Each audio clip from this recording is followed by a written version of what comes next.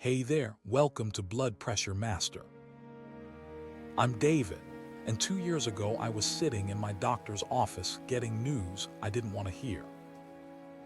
Your blood pressure is 178/96, David.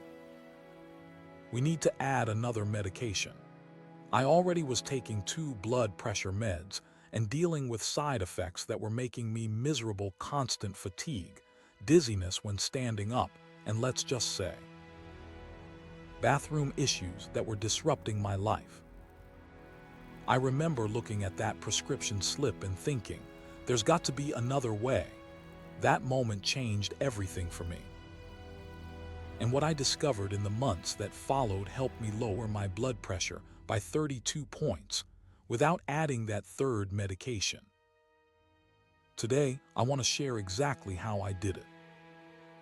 So let me take you back to where this all started. I was 52, about 30 pounds overweight, and blood pressure had been a family issue for generations. My dad was on 3 medications by the time he was my age, and his father had a stroke at 59. I always figured high blood pressure was just in my genes and medications were my destiny. That day in the doctor's office, I asked if there was anything else I could try before adding another pill. My doctor, who's actually pretty great, said, well, there's always diet and exercise, but most patients find it easier to just take the medication. I could tell he'd had this conversation many times before with limited success. But something in me just refused to accept that this was my only path forward. The side effects from my current medications were already affecting my quality of life. I was tired of feeling tired. I was sick of getting dizzy every time I stood up. I didn't want to add another layer of side effects to what I was already experiencing. So I started researching. Not just casual Googling, but really diving into medical journals, talking to nutritionists, and connecting with people online who had managed to reduce their blood pressure naturally. And what I found surprised me. The first thing that became clear was how powerful dietary changes could be for blood pressure. I'd always heard about cutting salt, but I had no idea how much sodium was hiding in foods I thought were perfectly healthy. Those canned soups I loved. Some had over 900 milligrams of sodium per serving. The bread I ate every day. Another sodium bomb. Even some of the heart-healthy, frozen meals I was buying had more sodium than my body needed. But here's what really caught my attention during my research. It wasn't just about cutting sodium.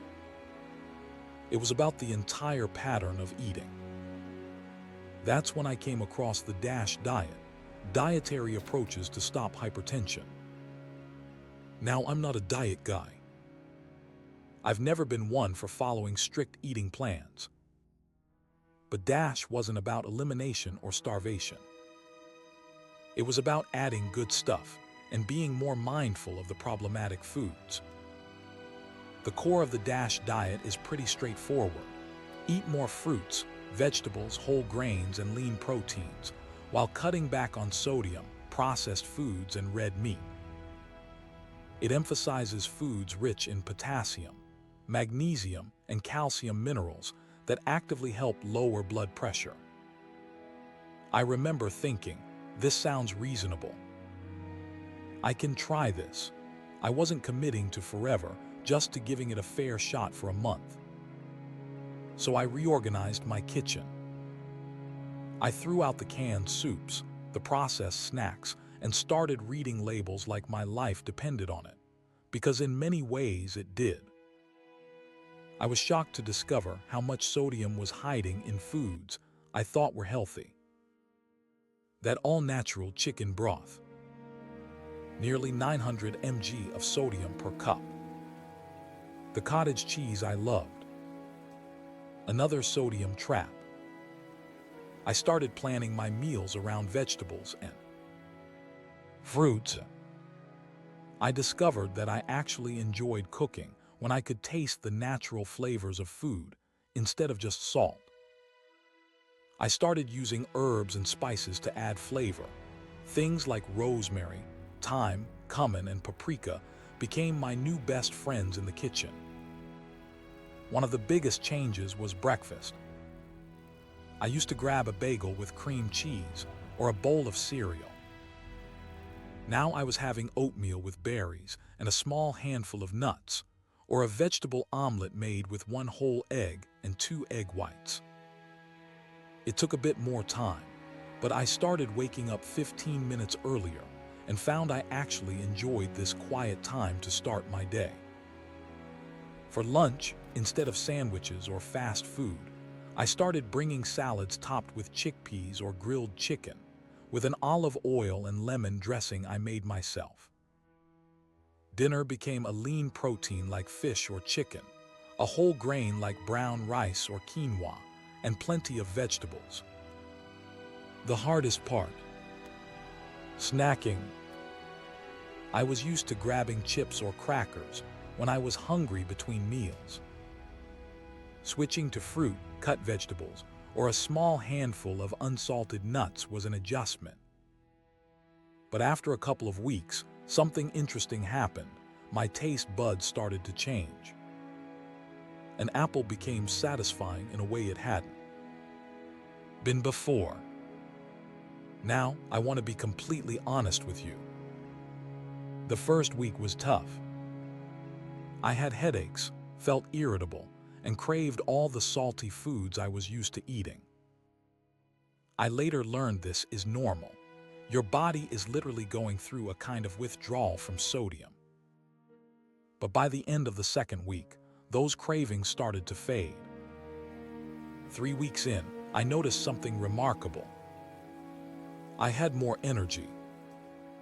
I wasn't getting that mid-afternoon slump that used to send me reaching for coffee or a snack. I was sleeping better too, falling asleep faster and waking up more refreshed. After 4 weeks on this new eating plan, I took my blood pressure at home, 162/88. Still high, but lower than it had been. This small improvement was incredibly motivating. It was working. I continued with the DASH approach and also started incorporating some specific foods that research suggests can help lower blood pressure naturally. I made sure to eat bananas or sweet potatoes for potassium. I added unsalted pumpkin seeds to my oatmeal for magnesium. I started drinking hibiscus tea, which some studies show can have a modest effect on lowering blood pressure. 6 weeks in, something unexpected happened. My pants were looser. I hadn't been focusing on weight loss. This was all about blood pressure for me, but I stepped on the scale and discovered I'd lost 11 pounds. It made sense. I was eating more whole foods and fewer processed, calorie-dense options. 2 months after starting this journey, I had my regular checkup with my doctor. My blood pressure reading in his office was 156/84, still in the hypertension range, but a significant improvement. My doctor was surprised and asked what changes I'd made. When I told him about adopting the DASH diet and focusing on low-sodium meals, he nodded approvingly. "Let's hold off on adding that third medication," he said. "Keep doing what you're doing, and let's see where you are in 3 months." Those words were exactly the encouragement I needed. I left his office feeling empowered for the first time in my blood pressure journey. I wasn't just passively taking pills. I was actively participating in improving my health. Now, I want to pause here and be very clear about something. I did not stop taking my prescribed medications. That would have been dangerous and foolish. I continued taking them exactly as prescribed. The dietary changes were in addition to, not instead of, my medication. Always work with your doctor on any changes to your medication regimen. As the months went by, I continued refining my approach. I discovered some practical tricks that made low-sodium eating easier. First, I started batch cooking on Sundays. I'd make a big pot of bean and vegetable soup with no added salt, or roast a bunch of vegetables to use throughout the week. Having these healthy options ready to go made it much easier to stick to my plan when I was tired or busy. Second, I found that eating out was one of the biggest challenges. Restaurant food is notoriously high in sodium. So I developed some strategies. I'd check menus online before going out and identify the healthier options. I'd ask for sauces and dressings on the side. I'd request that my food be prepared without added salt. Most restaurants were surprisingly accommodating. Third, I discovered the power of herbs and spices.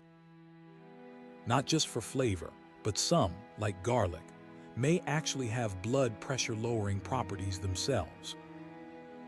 I started growing basil, rosemary, and thyme on my windowsill, so I always had fresh herbs available. Fourth, I learned that not all sodium is created equal. Processed foods often contain more than just sodium chloride. They have other sodium compounds like sodium nitrite, sodium benzoate, and monosodium glutamate, which may affect blood pressure differently than the sodium in whole foods. After 6 months of consistent effort, my blood pressure had dropped to 146/78. Still not perfect, but a dramatic improvement from where I started. And I'd lost a total of 24 pounds without ever feeling like I was on a diet. My energy levels were better than they had been in years. The side effects from my medication seemed less bothersome. I was still experiencing some, but they weren't disrupting my life the way they had been. At my next doctor's appointment, my blood pressure was even lower, 138/75. For the first time in years, I was approaching a normal range. My doctor was impressed and suggested we might eventually be able to reduce one of my medications if this trend continued. That was a year ago. Today, my blood pressure averages around 128/72. I'm still taking 2 medications, but at lower doses than before. And my doctor and I have discussed the possibility of eventually reducing to just 1 medication if I can maintain these healthy habits and keep my blood pressure stable. Now, I want to share some specific aspects of the DASH diet that I think made the biggest difference for me. The first key element was dramatically increasing my vegetable intake. I went from maybe 1 or 2 servings a day to aiming for 4 or 5 servings. And I focused on variety. Different colors represent different nutrients, so I tried to eat the rainbow, as they say. The second crucial component was reducing processed foods. It wasn't just about the sodium, though that was a big factor. Processed foods often contain other ingredients that may contribute to high blood pressure, like certain preservatives and artificial additives. The third element was increasing my intake of potassium-rich foods. Potassium helps counteract the effects of sodium in the body. Bananas are the famous potassium source, but sweet potatoes, spinach, avocados, and white beans actually contain more potassium than bananas. The fourth aspect was moderating my protein sources. I didn't eliminate red meat entirely, but I reduced it to once a week at most. I replaced it with more fish, poultry, and plant-based proteins like beans and lentils. The fifth element was being mindful of dairy. The DASH diet actually encourages low-fat dairy for its calcium content, which can help lower blood pressure. I switched from whole milk to skim milk and started having plain, low-fat Greek yogurt with fruit instead of sweetened yogurts. The sixth component was reducing added sugars. This one surprised me. I didn't realize sugar could affect blood pressure. But some research suggests that high sugar intake, especially from sugar-sweetened beverages, may contribute to hypertension. I want to emphasize that I'm not perfect with this eating plan. I still occasionally enjoy foods that aren't DASH approved. The difference is that these are now occasional treats rather than daily habits. I've found that the 80-20 approach works well for me. If I eat according to the DASH principles 80% of the time, the other 20% doesn't seem to cause problems. One thing that really helped me stick with these changes was tracking my blood pressure at home. I invested in a good quality home blood pressure monitor and checked my readings every morning. Seeing those numbers gradually improve was incredibly motivating. It made the connection between what I was eating and my health very tangible. Another helpful practice was keeping a simple food journal for the first few months. I didn't track calories or anything complicated. I just noted what I ate and my blood pressure reading for that day. Over time, I could see patterns emerge, certain foods or eating habits that seemed to cause spikes in my readings. I also found tremendous support in online communities of people managing hypertension through lifestyle changes. Sharing tips, recipes, and encouragement with others going through the same journey made a huge difference. It's easier to stay motivated when you're not doing it alone. Now I know what some of you might be thinking. That's great for you, David, but my situation is different. And you're right, everyone's body is unique. What worked for me might not work exactly the same way for you. Factors like age, gender, genetics, and overall health all play a role in how your body responds to dietary changes. But the principles of the DASH diet have been extensively studied and shown to be effective for many people with high blood pressure. The research behind it is solid. In fact, in clinical trials, the DASH diet has been shown to lower blood pressure in as little as 2 weeks. And here's something important to remember. You don't have to make all these changes at once. I didn't. I started with reducing sodium and adding more vegetables. Once that became easier, I tackled another aspect of the diet. Small, sustainable changes add up over time. I also want to acknowledge that access to fresh, whole foods can be a challenge for many people. Food deserts are real, and healthy foods can sometimes be more expensive than processed options. If that's your situation, focus on what you can do within your constraints. Frozen vegetables and fruits are nutritionally similar to fresh and often more affordable. Canned beans and fish can be healthy options if you rinse them to reduce sodium. Another question I often get is about exercise. Did I increase my physical activity during this time? The answer is yes, but gradually. I started with just walking 15 minutes a day, then slowly built up to 30-45 minutes most days of the week. Exercise is definitely beneficial for blood pressure, but for me, the dietary changes seem to make the biggest difference. Now at this point you might be wondering, what about salt substitutes? Are they helpful? In my experience, they can be with some caveats. Products like potassium chloride salt substitutes can help reduce sodium intake while providing potassium, which is beneficial for blood pressure. However, these products aren't appropriate for everyone, especially people with kidney problems or those taking certain medications. Always check with your doctor before using them. Similarly, there are many supplements marketed for blood pressure support. I researched several of these, including magnesium, CoQ10, and garlic supplements. While there is some evidence supporting their use, I personally found that getting these nutrients from whole foods worked better for me. And again, it's crucial to discuss any supplements with your healthcare provider, as they can interact with medications. One more thing I want to share. Don't underestimate the impact of stress on your blood pressure.